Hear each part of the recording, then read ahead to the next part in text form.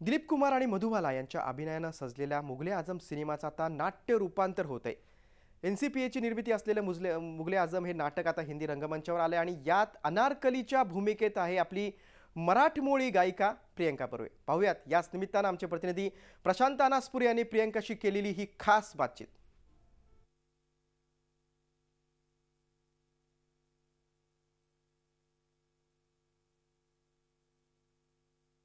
मुघले आझम या नाटकाची आपण खूप चर्चा ऐकतो आहोत आणि त्यातलीच ही अनारकली आहे। खूप खूप स्वागत आहे जी 24 तासमध्ये। Thank you so much.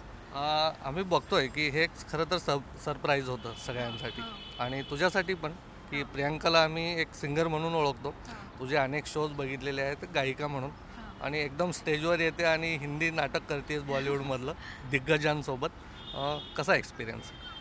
एक्सपिरियन्स खूपच छान आहे। ॲक्च्युली काम मी आधी पण केलं आहे मराठीत। संगीत नाटकापासून माझी सुरुवात झाली। अगदी पहिलं काम माझं किरण यज्ञोपवीत जे मोठे आत्ता दिग्दर्शक आहेत त्यांच्याबरोबर मी अपराधी सुगंध नावाचं एक संगीत नाटक केलं होतं। राहुल दादाबरोबर निपुण धर्माधिकारी दिग्दर्शित बरीच नाटकं केली।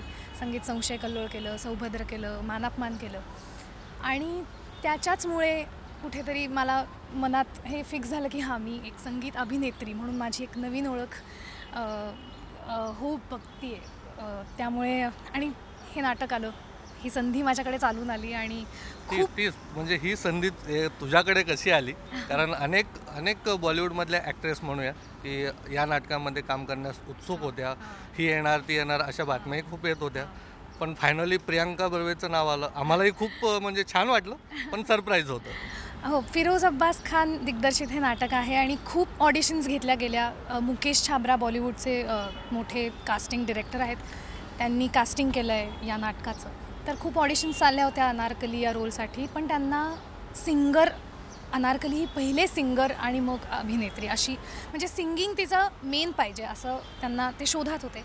यामध्ये मी 5 गाणी गाते, त्यातली 2 गाणी मी डान्स करून गाते, प्यार किया तो डरना क्या आणि मोहे पनघट पे, आणि बेकस पे करम कीजिए आहे नौशाद जींचं सुंदर म्युझिक आहे, आणि मोहब्बत की झूठी कहानी पे रोए हे गाणं। झी 24 तास रहा एक पाऊल पुढे।